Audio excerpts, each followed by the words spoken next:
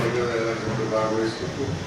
ಈ ಕಾರ್ಯಕ್ರಮದಲ್ಲಿ ಎಲ್ಲರೂ ಭಾಗವಹಿಸಿ ಈ ಕಾರ್ಯಕ್ರಮದಲ್ಲಿ ಯಶಸ್ವಿ ಮಾಡಬೇಕು ಅಂತ ಹೇಳಿ ನಮ್ಮ ಈ ಕಾರ್ಯಕ್ರಮದಲ್ಲಿ ಭಾಗವಹಿಸಬೇಕು.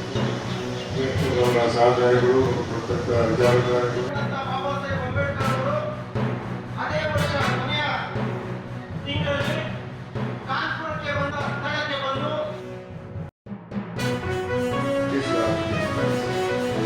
ಸ್ವಾತಂತ್ರ್ಯ ಬಂದಾಗ ನಮ್ಮ ದೇಶ ಬಹಳ ಅತ್ಯಂತ ಕೀಳ್ಸ್ಥಿತಿಯಲ್ಲಿ ಈ ದೇಶಕ್ಕೆ ಸಂವಿಧಾನ ಕೊಡಬೇಕಂದ್ರೆ ಅವರು ಎಷ್ಟು ಯೋಚನೆ ಮಾಡಿರಬೇಕು, ಎಷ್ಟು ಆಳವಾದ ಯೋಚನೆಗಳಿಂದ ಸಂವಿಧಾನ ಯೋಚನೆ ಮಾಡಿ ಈ ವಿಷಯದಲ್ಲಿ ನೆಚ್ಚಿಕೊಳ್ಬೇಕಂದ್ರೆ ಈ ಸಂವಿಧಾನವನ್ನು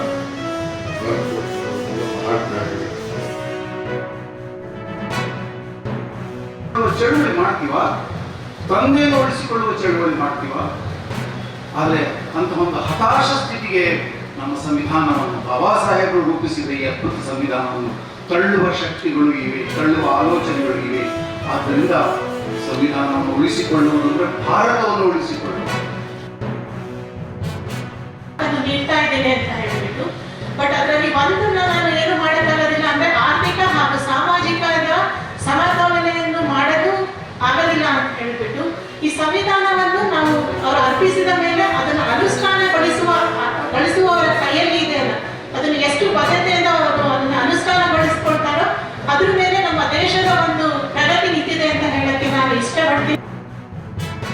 ಎಲ್ಲರೂ ಕೂಡ ಆ ಚಳುವಳಿಯ ಭಾಗಿದಾರರಾಗಬೇಕು. ಕೇವಲ ನಾವು ಆಕಾರದಲ್ಲಿ ಮನುಷ್ಯರಾಗಿದ್ದರೆ ಸಾಲದು, ಅಂತರಂಗದಲ್ಲಿ ವಿಷ ತುಂಬಿಕೊಂಡು ಆಕಾರದಲ್ಲಿ ಮನುಷ್ಯರಾಗಿದ್ರೆ ಏನು ಪ್ರಯೋಜನ? ನಮ್ಮ ಒಳಗೆ ಕೂಡ ಮನುಷ್ಯತ್ವ ಹೊಳಿಬೇಕು, ಬೆಳಿಬೇಕು. ಈ ಚೆಲುವಿರುವಂತ ಅಸಂಘಟಿತ ಜನತೆಯ ಕುರಿತು ಬಾಬಾ ಸಾಹೇಬ್ ಅಂಬೇಡ್ಕರ್ ಅವರಿಗೆ ಬಹಳ ಕಾಳಜಿ ಇತ್ತು.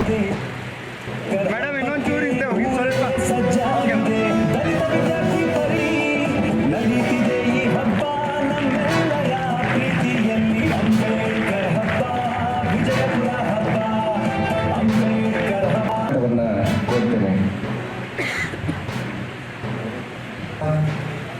ಫಾದರ್ ಜಾನ್ ಥಾಮಸ್ ಕೂಡ ನಾನು ಹೃತ್ಪೂರ್ವಕವಾಗಿ ಕಾರ್ಯಕ್ರಮಕ್ಕೆ ಬಹಳಷ್ಟು ಕಾಳಜಿ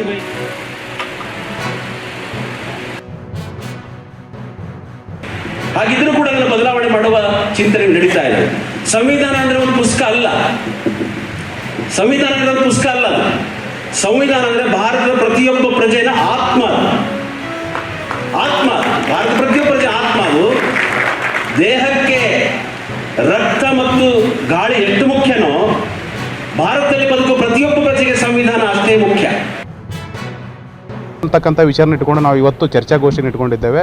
ಇಲ್ಲಿ ಎಲ್ಲ ವಿದ್ಯಾರ್ಥಿಗಳು ಮತ್ತು ಯುವಜನರು ಸೇರಿಕೊಂಡು ಯಾವ ರೀತಿ ನಾವು ಸಂವಿಧಾನ ಉಳಿಸ್ಕೊಳ್ಬೇಕಾಗಿದೆ, ಸಂವಿಧಾನದ ಮೇಲೆ ಆಗ್ತಕ್ಕಂಥ ದಾಳಿಯನ್ನು ಯಾವ ರೀತಿ ತಡಿಬೇಕಾಗಿದೆ, ದಾಳಿ ಮಾಡ್ತಕ್ಕಂಥವ್ರು ಯಾರು, ತಡಿಬೇಕಾಗಿರ್ತಕ್ಕಂಥ ಜವಾಬ್ದಾರಿ ಏನು ಅನ್ನುವಂಥ ಉದ್ದೇಶವನ್ನು ಇಟ್ಟುಕೊಂಡು ನಾವು ಈ ದಿನ ಅಂಬೇಡ್ಕರ್ ಹಬ್ಬ ಆಚರಣೆ ಮಾಡ್ತಾ ಸಂವಿಧಾನವನ್ನು ಉಳಿಸಿಕೊಳ್ಳುವ ಒಂದು ಮಾರ್ಗವನ್ನು, ಒಂದು ಮಾಡೆಲನ್ನು ತಯಾರು ಮಾಡಲಿಕ್ಕೆ ನಾವು ಇಲ್ಲೆಲ್ಲ ವಿದ್ಯಾರ್ಥಿ ಯುವಜನರು ಸೇರಿಕೊಂಡು ಪ್ರಯತ್ನ ಮಾಡ್ತಾ ಇದ್ದೇವೆ. ನಮ್ಮ ಅಹಿಂದ ನಾಯಕರಾಗಿರುವಂಥ ಗಣ್ಯಾರ್ ಸರ್ ಅವರಾಗರು, ಅದೇ ರೀತಿಯಾಗಿ ಕೂಡ ಗೊಣಸ್ಗಿ ಸರ್ ಅವರು, ಅದೇ ರೀತಿಯಾಗಿ ಕೂಡ ಕಾಂಬ್ಳೆ ಮೇಡಮ್ ಅವರು ಕೂಡ ಹಲವಾರು ವಿಚಾರಗಳ ಸಂವಿಧಾನದ ಬಗ್ಗೆ ಮತ್ತು ಮಹಿಳೆಯರಿಗೆ ಸಂವಿಧಾನ ಕೊಟ್ಟಂಥ ಅವಕಾಶಗಳ ಬಗ್ಗೆ ಈ ಕಾರ್ಯಕ್ರಮದಲ್ಲಿ ತಿಳಿಸ್ಕೊಟ್ರು. ಆ ರೀತಿಯಲ್ಲಿ ಇವತ್ತು ಅಂಬೇಡ್ಕರ್ ಹಬ್ಬ ಒಂದು ಸಂವಿಧಾನದ ವಿಚಾರಗೋಷ್ಠಿಯನ್ನು ಇಟ್ಕೊಂಡು ಪ್ರಾರಂಭವಾದಂಥ ಅಂಬೇಡ್ಕರ್ ಹಬ್ಬ ಇವತ್ತು ಯಶಸ್ವಿಪೂರ್ಣವಾಗಿ ಹಬ್ಬವನ್ನು ನಾವು ಆಚರಿಸ್ತಾ ಇದ್ದೀವಿ. ಇದು ಟಾಪಿಕ್ ಮೇನ್ ಥೀಮ್ ಏನಂದ್ರೆ ಅಂಬೇಡ್ಕರ್ ಹಬ್ಬ ಅಂದ್ರೆ ಸಂವಿಧಾನದ ಬಗ್ಗೆ ನಮ್ಗೆ ಹೇಳತ್ತಾರು. ನಾಳೆ ಅಂದರೆ ಈ ಸಂವಿಧಾನ ದಿನಾಚರಣೆಯನ್ನು ನಾವು ಆಚರಿಸೋಕೆ ಪ್ರಿಪ್ರೇಷನ್ ಮತ್ತಿದು ನಾವು ಇನ್ನೂ ತಿಳ್ಕೊಳ್ಳೋದೈತಿ. ಏನಂದ್ರೆ ಸಂವಿಧಾನ ಏನನ್ನೋದು ತಿಳ್ಕೊಳತ್ತೀವಿ. ಅನೇಕ ಗಣ್ಯರು ಬಂದಾರ, ದೊಡ್ಡ ದೊಡ್ಡ ವ್ಯಕ್ತಿಗಳು ಬಂದಾರ ನಮ್ಗೆ ಹೇಳಕ್ಕೆ ಸಂವಿಧಾನದ ಬಗ್ಗೆ ತಿಳಿಸ್ಕೊಡಕ್ಕೆ. ಎಷ್ಟೋ ಜನಗಳು ದೊಡ್ಡ ವ್ಯಕ್ತಿಗಳು ಬಂದು ನಮ್ಗೆ ಹೇಳತ್ತಾರು. ಆಗಮಿಸಿ ಅವರು ಸಂವಿಧಾನವನ್ನು ಯಾವ ರೀತಿಯಾಗಿ ಮಕ್ಕಳಿಗೆ ಅದರ ತಿರುಳನ್ನು ಮತ್ತು ಅದರ ಮೌಲ್ಯವನ್ನು ತಿಳಿಸಿಕೊಡ್ತಾ ಇದ್ದಾರೆ. ಅದೇ ರೀತಿಯಾಗಿ ಮತ್ತು ಅಷ್ಟೇ ವಿದ್ಯಾರ್ಥಿಗಳಲ್ಲದೆ ನಾಗರಿಕರು ಕೂಡ ಅದ್ರ ಬಗ್ಗೆ ಚಿಂತನೆ ಆಗಿರ್ಬೋದು, ಅದರ ಏನು ಗೊಂದಲಮಯವನ್ನು ಇಲ್ಲಿ ಬಗೆಹರಿಸ್ಕೊಳ್ತಾರ ಅವ್ರಿಗೆ ಮಾಹಿತಿಯನ್ನು ನೀಡ